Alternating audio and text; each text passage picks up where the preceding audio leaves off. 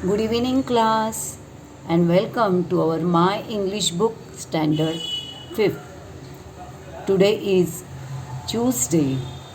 The date today is the 7th of September 2021. Students, you have so many friends, but in those 10 or 12 friends, there is only one friend who is very best friend for you. Am I right? Yes, you have only one best friend. एकच तुम्हाला अनेक मित्र असतात, पण त्या अनेक मित्रांमधून आपला कोणीतरी एकच असा मित्र असतो की जो आपला बेस्ट फ्रेंड असतो. बेस्ट फ्रेंड म्हणजेच एक प्रकारे ट्रू फ्रेंड. ट्रू फ्रेंड्स म्हणजे काय? ट्रू फ्रेंड्स म्हणजे खरा मित्र, खरे मित्र. इथे अनेक वचन आहे, प्ल्युरल आहे. सो या सर्व मित्रांमध्ये एकच एक किंवा दोन आपले खरे मित्र असतात, ज्यांना आपण आपल्या मनातील सर्व गोष्टी सांगतो.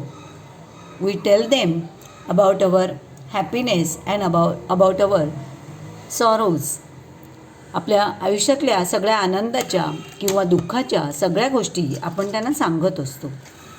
Here is also a nice story of true friends. True opposite word false. आणखी एक मला तुम्हाला सांगायला आवडेल की या लेसनमध्ये, हा लेसन आपण अभ्यासताना, छान छान चित्रांच्याद्वारे अभ्यासताना आपण खऱ्या मित्रांची कथा तर अभ्यासणारच आहोत, परंतु त्यासोबतच या लेसनमध्ये आपल्याला अपोजिट वर्ड्स भरपूर येणार आहेत. आणि अपोजिट वर्ड्स आपल्याला हा लेसन झाल्यानंतर आपल्या वहीमध्ये त्यांची नोंद करायची. या प्रकारे तुम्हाला मी याचा फोटो पाठवणार आहे आणि ते तुम्हाला तुमच्या वहीमध्ये उतरवून काढायचे. तुम्ही असे या प्रकारे बाजूबाजूला उतरवले तरी चालेल. माझ्या वहीचं पेज मोठं आहे म्हणून मी असे दोन बाजूला दोन कॉलम केले. तुमच्या वहीचं पेज लहान असणार आहे, त्यामुळे तुम्ही एका खालोखाल हे 16 वर्ड्स लिहिलेत तरी चालणार आहे. त्या व्यतिरिक्त अपोजिट वर्ड्स व्यतिरिक्त आपल्याला या लेसनमध्ये आणखी एक नवीन भाग शिकायचा आहे. तो आहे कॉन्ट्रॅक्टेड फॉर्म्स. कॉन्ट्रॅक्टेड फॉर्म्स म्हणजेच संक्षिप्त रूपे. कॉन्ट्रॅक्टेड फॉर्म्स म्हणजे संक्षिप्त रूपे. म्हणजे दोन शब्द आहेत या ठिकाणी, सब्जेक्ट अँड वर्ब. म्हणजेच या ठिकाणी जो प्रोनाऊन दिसतोय तो प्रोनाऊन आणि त्याच्या बाजूला जे वर्ब आहे, तर आय एम आहे, तर ह्याचा शॉर्ट फॉर्म म्हणजे ह्याचं संक्षिप्त रूप, त्याला इंग्लिशमध्ये म्हणतात शॉर्ट फॉर्मला कॉन्ट्रॅक्टेड फॉर्म्स. तर ते या ठिकाणी आय ॲपॉस्ट्रॉफी एम असं दिलं आहे. का इथे वी आरचं संक्षिप्त रूप म्हणजेच कॉन्ट्रॅक्टेड फॉर्म कसा लिहिला आहे? वी आणि ARE मधला फक्त RE. बरेच कॉन्ट्रॅक्टेड फॉर्म्स हे अशा प्रकारे असतात ज्यामध्ये फर्स्ट जो वर्ड आहे, जो या ठिकाणी प्रोनाऊन आहे, ते पूर्ण असतं आणि त्याच्या पुढे जे वर्ब आहे ते शॉर्टमध्ये लिहिलेलं असतं. आणि ते शॉर्टमध्ये लिहिताना त्याच्या आधी ॲपॉस्ट्रॉफीचा वापर केलेला असतो. याला आपण म्हणतो ॲपॉस्ट्रॉफी. तर या ठिकाणी मी तुम्हाला असे 26 कॉन्ट्रॅक्टेड फॉर्म्स पण देणार आहे. आणि या 26 कॉन्ट्रॅक्टेड फॉर्म्समधलेच काही कॉन्ट्रॅक्टेड फॉर्म्स हे तुम्हाला या लेसनमध्ये पाहायला मिळतील. वेळोवेळी ते मध्ये येतील, तेव्हा आपल्याला ते अभ्यासायचे आहेत. आणि हे मी नंतर फोटो पाठवेन, तेव्हा तुम्ही तुमच्या वहीमध्ये हे काय करू शकता? नोट डाऊन करू शकता, उतरवू शकता नाही, उतरवायचे आहेत. That is our homework. Contracted forms and opposite words. Now let's see this story. The name of the story is true friends. Page number 22. Get well soon. And here page number 23. That's all right. पहा इथे लगेच एक contracted form आपल्याला दिसतोय. That's means that is. Okay. Look at the pictures, listen carefully and read aloud. तुम्हाला सगळ्यांना हे वाचायचं पण आहे आपला लेसन झाल्यानंतर. Here Aman was in college. He had many friends but his best friend was Ronak. Now, this is Aman and this is Ronak. Aman and Ronak both are in same college. They are college friends and they are best friends. Now this is Aman and Aman's best friend was Ronak. Now what are their dialogues? Hello Ronak. This is Aman. He said, hello Ronak. Hello Aman. Let's go home in my car. Now Ronak is very rich. So Ronak is very rich. So he has a nice car. And he asked Aman to come with him in his car. आता इथे तुम्हाला एक contracted form दिसतोय. मी आत्ता सांगितलेला संक्षिप्त रूप let's. Let's म्हणजे याचे 2 शब्द आहेत. कोणत्या 2 शब्दांचा हा तयार झाला आहे पहा या ठिकाणी. Let us. लेट अस म्हणजेच शॉर्ट फॉर्म त्याचा होतो कॉन्ट्रॅक्टेड फॉर्म लेट्स. फॉर्म म्हणजे रूप, कॉन्ट्रॅक्टेड फॉर्म म्हणजे संक्षिप्त रूप. So let's go home. लेट्सचा वापर आपण कुठे करतो तर तू आणि मी आपण दोघं मिळून एखादी गोष्ट करूया असं जेव्हा म्हणायचं असतं तेव्हा आपण let's go, let's dance, let's play किंवा शॉर्ट फॉर्ममध्ये let's go, let's dance, let's play, let's study, let's work अशा प्रकारे आपण त्याचं वाक्य करू शकतो. तर आपण माझ्या कारमध्ये जाऊया. नाव this is Munna. Munna was in the same class. Munna देखील त्यांच्याच वर्गात होता. एकाच वर्गात होते तिघही. मुन्ना विचार करतो. Munna thought Ronak is so rich and Aman is poor. How can they be friends. बघा रिच अँड पुअर एकमेकांचे अपोजिट वर्ड इथे आले. मुन्ना विचार करतो की रोनक तर खूप श्रीमंत आहे आणि Aman is so poor. How can they B best friends. ते कसे काय बरं एकमेकांचे फ्रेंड्स होऊ शकतात. कारण त्याला वाटत होतं फक्त श्रीमंतांचीच मैत्री होते, गरिबांचीच मैत्री होते. पण श्रीमंत आणि गरीब कशी काय, असे कसे काय मित्र, तो विचार करतो. Aman fell ill. He didn't go to college for 3 days. Aman आजारी पडला आणि he did not go to college for 3 days. Didn't कशाचा शॉर्ट फॉर्म आहे पहा. डिड नॉटचा कॉन्ट्रॅक्टेड फॉर्म आहे डिंट. तर एके दिवशी अमन आजारी पडला आणि तो कॉलेजला गेला नाही. किती दिवस? For 3 days. He couldn't go to college. 3 दिवस तो कॉलेजला जाऊ शकला नाही. His friends came to see him. त्याचे सगळे कॉलेजचे फ्रेंड्स होते ते त्याला पाहायला आले. How are you Aman. कसा आहेस अमन. एखाद्याला आपण जेव्हा आजारी माणसाला भेटायला जातो की नाही तर त्याची चौकशी अशा प्रकारे करायची आणि त्याला लगेच शुभेच्छा द्यायच्या. शुभेच्छा कशा द्यायच्या? गेट वेल सून. गेट वेल सून म्हणजेच त्याला विश करायचं की तू लवकर बरा हो. गेट वेल सून म्हणजे काय? लवकर बरा हो. सून म्हणजे लवकर, अर्ली तसं. I don't see Ronak here. मुन्नाच्या डोक्यात रोनकचा विचार. अरे अमन एवढा आजारी आहे आणि त्याचा बेस्ट फ्रेंड रोनक नाही मला इथे दिसत आहे. I don't see Ronak here. आता इथे जो शब्द आला आहे डोंट, तर हा डोंट जो आहे तो बघा डोंट हा कशाचा, डोंटचा फुल फॉर्म काय होतो? Do not. I do not see Ronak here. मला इथे रोनक दिसत नाही आहे. Next day Munna ask Ronak. Ronak where's your friend Aman. Munna तुझा मित्र अमन कुठे आहे? बघा आता मुन्नाला माहीत आहे की अमन जो आहे तो आजारी आहे कारण मुन्ना स्वतः त्याला बघायला गेला होता. तरीसुद्धा तो त्याला प्रश्न करतो की तुझा मित्र कुठे आहे. तो रोनक अमन कुठे आहे तुझा मित्र, तो त्याला विचारतो. ओके. आता इथे परत एक कॉन्ट्रॅक्टेड फॉर्म आला आहे. कुठला? वेअर्स. वेअर्स म्हणजे वेअर इज. या 2 शब्दांचा कॉन्ट्रॅक्टेड फॉर्म आहे. He is ill. इथे पण कॉन्ट्रॅक्टेड फॉर्म आला आहे. He is ill. तो आजारी आहे. Yesterday we went to his house but you didn't come. अरे काल आम्ही त्याच्या घरी गेलो होतो त्याला पाहायला, पण तू काही आला नाहीस. Ronak sed, I was busy. अरे मी थोडा बिझी होतो. बिझी मीन्स कामात गर्क होतो, कामात गुंतलेला होतो, व्यस्त होतो कामात. अरे your friend is ill and you were busy. Oh I see. Ronak Munna त्याला डिवचतो. काय म्हणतो, तुझा बेस्ट फ्रेंड एवढा आजारी आहे आणि तुला वेळ नाही, तू कामात आहेस म्हणून सांगतोस. Oh anyway you cannot be good friends.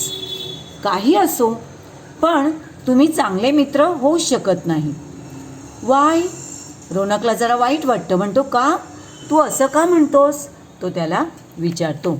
आता या ठिकाणी कॅनॉट शब्द दिला आहे. लक्षात ठेवा, एरवी आपण लिहिताना नॉटमध्ये बघा कसं डिस्टन्स ठेवतो. डू नॉट लिहिताना डू आणि नॉटच्यामध्ये आपण डिस्टन्स ठेवलं. ॲम नॉट लिहिताना ॲम आणि नॉटच्यामध्ये डिस्टन्स ठेवलं. परंतु कॅन नॉट लिहिताना कधीही डिस्टन्स ठेवत नाहीत. लक्षात ठेवा, कॅन नॉट हा शब्द असा एकत्र लिहायचा आणि त्याचा शॉर्ट फॉर्म कांट होतो. कांट म्हणायचं, याला कॅन्ट म्हणायचं नाही. आणि कांट लिहिताना आपण डबल एनचा एकच एन घेतो आणि नॉटमधला फक्त टी लिहितो, ॲपॉस्ट्रॉफी देऊ. सो तो त्याला म्हणतो, तुम्ही चांगले मित्र होऊ शकत नाही. Now Ronak feel very sad. He said, Aman didn't even ask us about you. That's all right. Ronak said. Munna म्हणतो, तुम्ही चांगले मित्र नाही होऊ शकत, कारण की अमनने सुद्धा तुझी चौकशीसुद्धा केली नाही, तुझ्याबद्दल विचारलंसुद्धा नाही साधं. पण रोनक समजून घेणार आहे. तो म्हणतो, that's all right. That is all right. That's पुन्हा कॉन्ट्रॅक्टेड फॉर्म आहे दॅट इजचा. दॅट आणि इज या दोन शब्दांचा. ओके, ठीक आहे, ओके असं आपण म्हणतो की नाही, तर दॅट्स ऑल राईट. बघा, मित्रांमध्ये कधीही गैरसमज नसतात. रोनक अमनकडे गेला नव्हता, अमनला पाहायला एवढे सगळे मित्र गेलेले होते तरी, आणि तरीसुद्धा अमन रागावला नाही आहे रोनकवर. आणि रोनकसुद्धा जेव्हा मुन्ना त्याला सांगतो की तुझ्या मित्राने तुझी साधी चौकशी पण केली नाही अमनने, असं जेव्हा त्याला सांगतो तेव्हा रोनकसुद्धा रागावत नाही. मित्र हे असे असले पाहिजेत. अशा मित्रांनाच आपण म्हणतो ट्रू फ्रेंड्स. मित्रांमध्ये कोणीही कितीही आपल्याला डिवचलं, मन आपलं आपल्या मनात काहीतरी वाईट गोष्टी मित्राबद्दल चुकीच्या गोष्टी भरवून देणारा असला तरीसुद्धा आपल्या मित्रावर विश्वास हवा. You should believe on your friend and that is true friendship.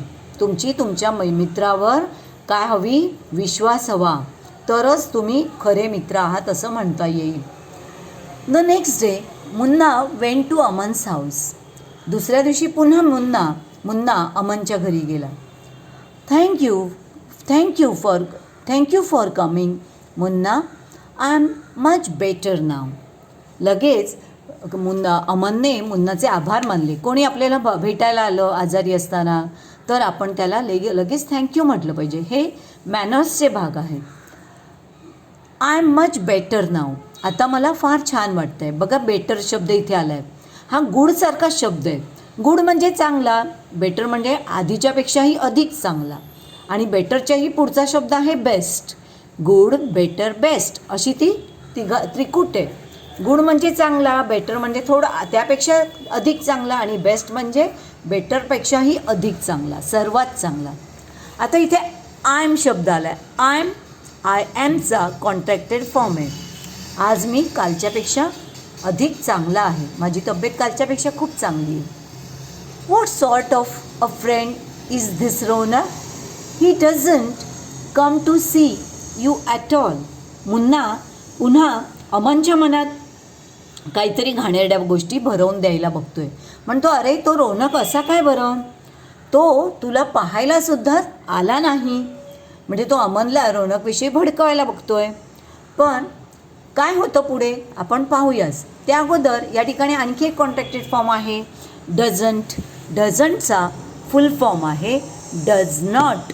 Does नॉटचा कॉन्ट्रॅक्टेड फॉर्म आहे डझंट. ओके, शॉर्ट फॉर्ममध्ये आपण असं लिहितो. Oh but he is the best of friends. तो जरी मला बघायला आला नाही, अमन त्याला सांगतो, तरी तो माझा बेस्ट फ्रेंड आहे. तो जरी तो मला भेटायला नाही आला तरी मला माहीत आहे की तो माझा सर्वात चांगला सर्वोत्तम मित्र आहे, बेस्ट म्हणजे. आणि इथे पुन्हा ही इजचा contracted form. How can you say that? Munna त्याला म्हणतो, असं कसं काय तू म्हणू शकतोस, तो तर तुला पाहायला पण आला नाही. Then Aman said, come I show you. चल मी तुला दाखवतो की तो माझा बेस्ट फ्रेंड का. आता इथे जो आय विल आहे ना, आलाय की नाही, आय ॲपॉस्ट्रॉफी डबल एल, तर त्याचा फुल फॉर्म आहे आय विल. आय विलचा कॉन्ट्रॅक्टेड फॉर्म होतो आय ॲपॉस्ट्रॉफी डबल एल, म्हणजे डब्ल्यू आय या ठिकाणी घेत नाहीत कॉन्ट्रॅक्टेड फॉर्ममध्ये. आलं की नाही लक्षात? चल मी तुला दाखवतो की तो माझा बेस्ट फ्रेंड कसा काय. पहा, they walk to a shop near Aman's house.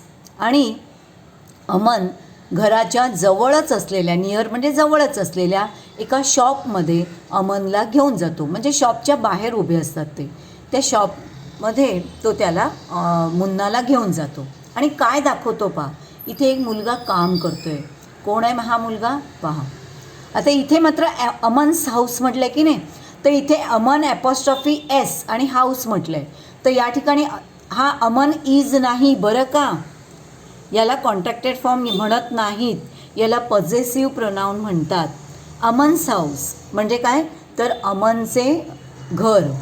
आता इथे जर मी म्हटलं सायलीज पाऊच किंवा टीचर्स पाऊच, तर मग टीचर ॲपॉस्ट्रॉफी एस, टीचरचे पाऊच असं या ठिकाणी होईल. त्या ठिकाणी पा राजूज रुलर, राजूचे पुस्तक. तसं या ठिकाणी आपल्याला म्हणता येईल रोनक्स कार, म्हणजे रोनक ॲपॉस्ट्रॉफी एस, रोनक्स कार म्हणजेच रोनकचे काय, रोनकची कार. अशा प्रकारे या ठिकाणी आता पाहते अमन्स मेडिसिन, अमनचे मेडिसिन. तसा हा इथे शब्द आला आहे अमन्स हाऊस.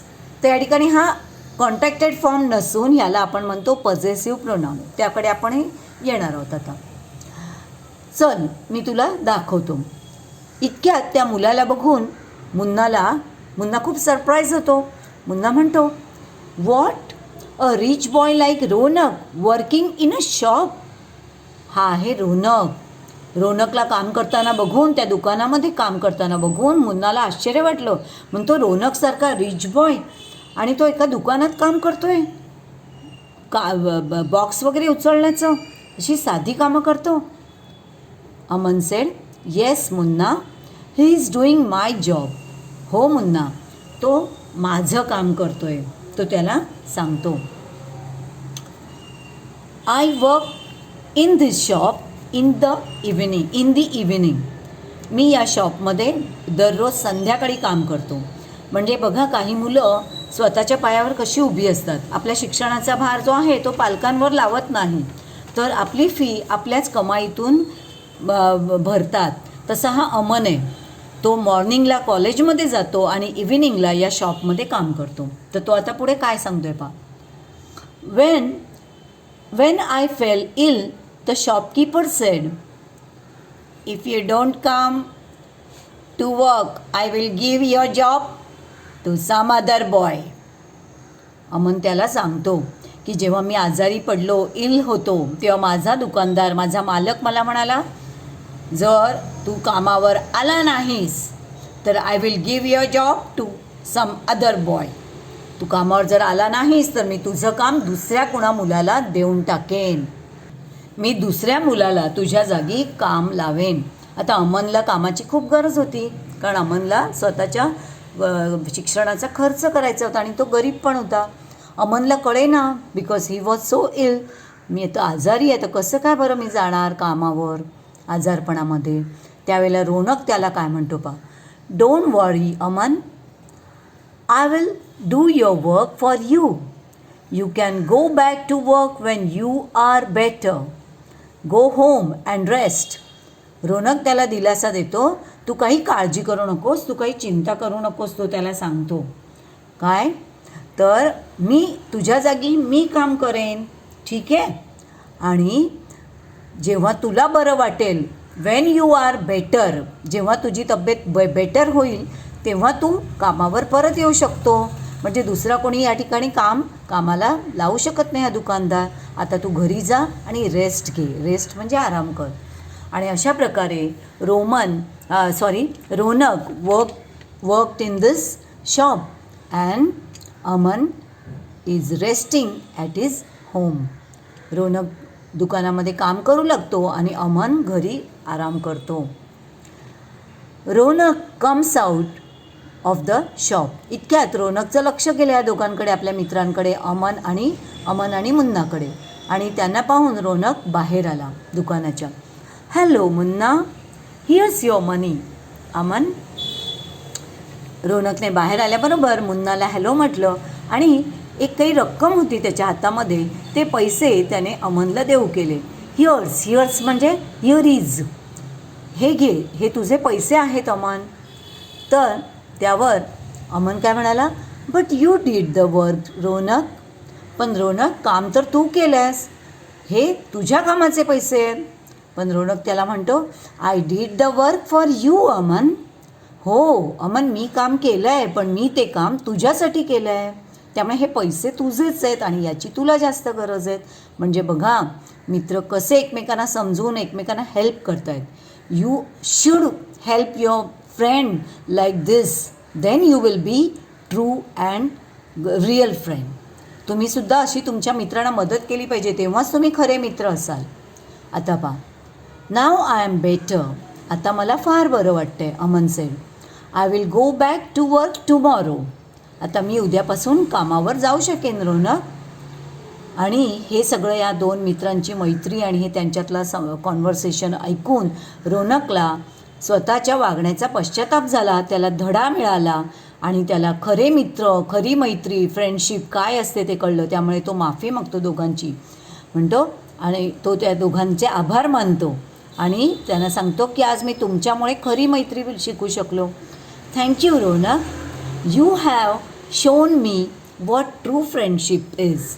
रोनक, खरंच आज मला तुझ्यामुळे कळलं आहे की खरी फ्रेंडशिप कशी असते.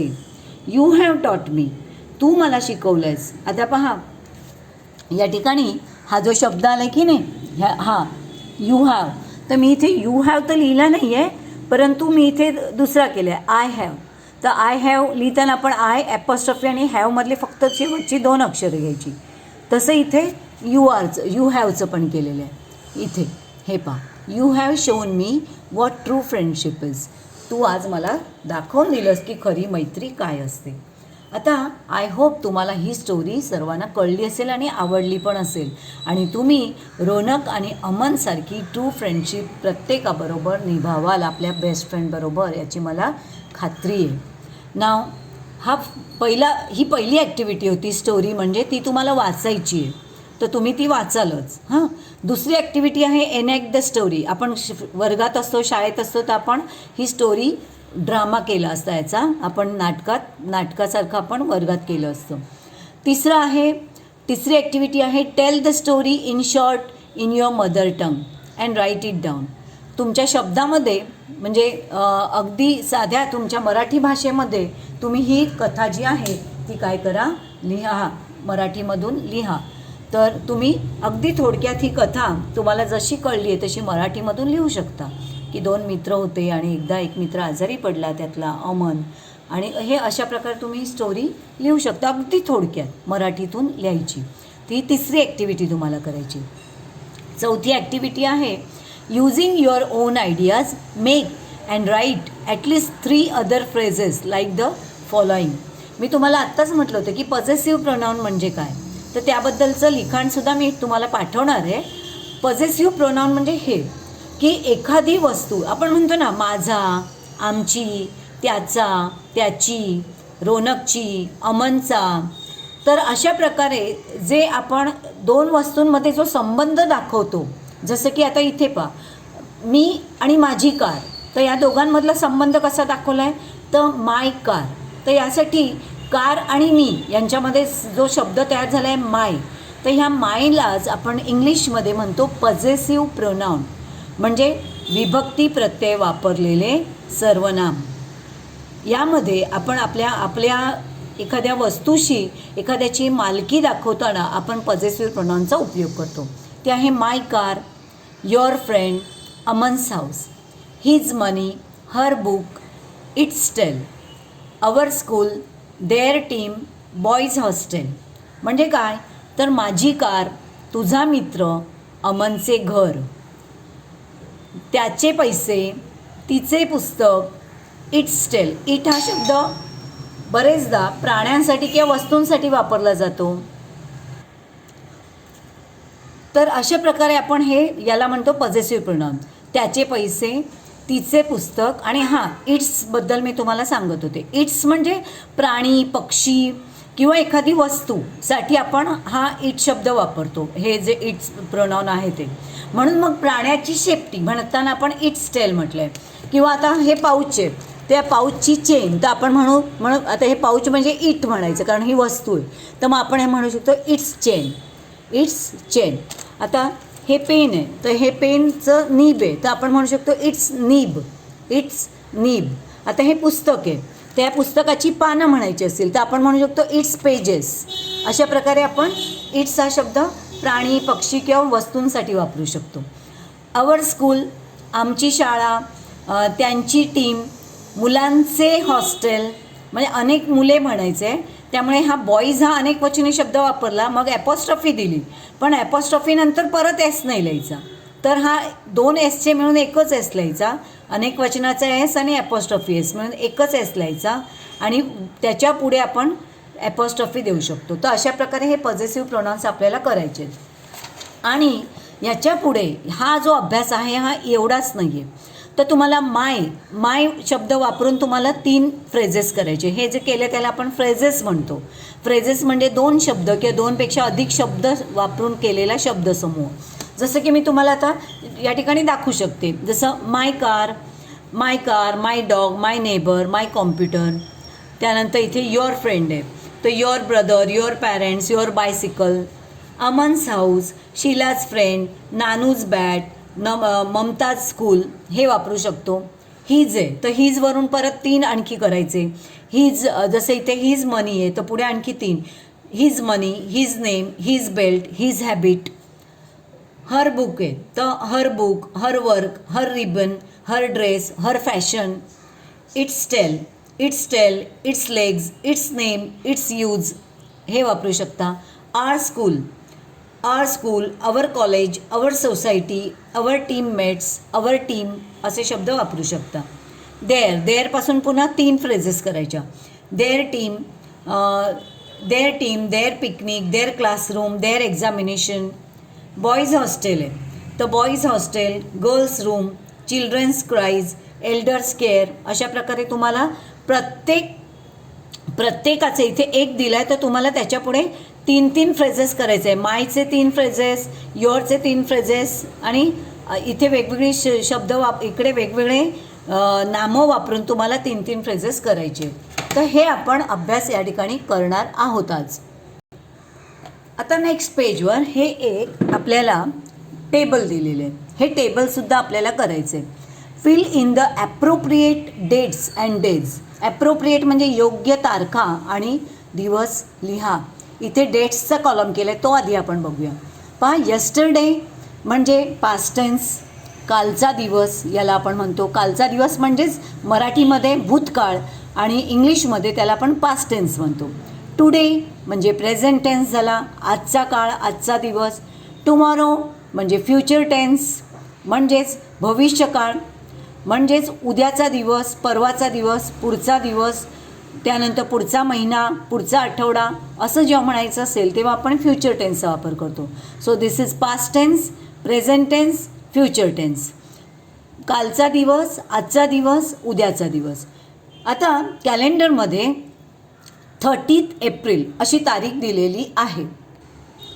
I have no English calendar so I take this calendar. Okay, 30 April. जर टुडे म्हणजे आज 30 एप्रिल आहे, 30 एप्रिल, तर यस्टरडेची तारीख कुठली?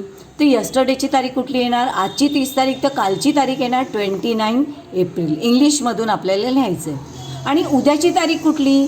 एप्रिलनंतरची आता एप्रिल महिना इथे संपला, एप्रिलमध्ये 30च दिवस असतात. मग उद्या कुठली तारीख असेल? तर उद्या तुम्हाला एप्रिलच्या पुढचा महिना कुठला आहे? तर एप्रिलच्या पुढचा महिना आहे मे, म्हणजे उद्याची तारीख असणार आहे 1 मे. तर तुम्हाला इथे लिहावं लागेल 1 मे. ओके. तर 12 जानेवारी काल होती 12 जानेवारी. तर मग उद्या कुठली तारीख, आज कुठली तारीख असेल? पहा बरं, कुठलाही तुम्ही जानेवारीचा महिना जर घेतला आणि तुम्हाला या ठिकाणी दिसलं की पहा, हां आता इथे ओके, यस्टरडे वॉज 12 जानेवारी, काल होती 12 जानेवारी. ओके. तो आज today what's the date today? Today is 13 January. And what the date will be on tomorrow? उद्याची डेट कुठली असेल? तर उद्याची डेट असेल 14th. 12 जानेवारी, 13 जानेवारी, 14 जानेवारी. आता इथे दिलं आहे पहा, सप्टेंबर. उद्या 7 सप्टेंबर आहे. ओके, उद्या 7 सप्टेंबर आहे. व्हॉट्स द डेट टुडे? मग आजची तारीख काय असेल? उद्या 7 आहे तर आजची तारीख आहे 6 सप्टेंबर. ओके. आणि यस्टरडेची तारीख कुठली असेल? Yesterday 5 September. तर तुम्हाला अशा प्रकारे हे टेबल एक कंप्लीट करायचं आहे. आता डेच्या बाबतीतही तसंच आहे. डेमध्ये सुद्धा आपल्याला तसंच कॅलेंडर घेऊन सुद्धा आपल्याला म्हणता येईल past tense, present tense, future tense, काल, आज आणि उद्या.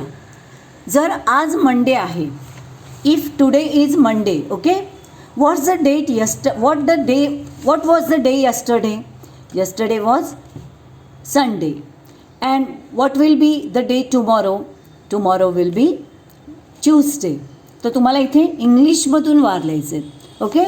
इफ यस्टरडे वॉज वेनसडे, जर काल वेनसडे होता, ओके, जर काल वेनसडे होता, वेनसडे, तर what is today and what will B tomorrow? Wednesday, Thursday, Friday. If tomorrow will B Saturday, जर उद्या सॅटर्डे तर मग आजचा दिवस कोणता? What is the day today and what was the day yesterday? आजचा दिवस कोणता आणि काल कोणता दिवस होता? मग सॅटर्डेच्या आधी फ्रायडे, फ्रायडेच्या आधी थर्सडे. सो इथे थर्सडे, फ्रायडे, सॅटर्डे अशा प्रकारे हे दोन टेबल आपल्याला करायची आहे. तर मी तुम्हाला आजचा अभ्यास जो आहे तो सांगितलेला आहे. तुम्हाला मी काही कॉन्टॅक्टेड फॉर्म्स पण पाठवणार आहे, हा फोटोसुद्धा पाठवणार आहे आणि अपोजिट वर्ड्सच्या काही जोड्या मी इथे या ठिकाणी लिहिलेल्या आहेत त्यासुद्धा पाठवणार आहेत, त्याही तुम्हाला लिहायचे आहेत. त्या व्यतिरिक्त तुम्हाला या ठिकाणी हे 2 टेबल्स कंप्लीट करायचे आहेत. अशा प्रकारे छानपैकी आखा. इथे 3 भागांमध्ये आखले नाही आहेत, तुम्ही असे उभे कॉलम आखलेत तरी छान दिसेल ते.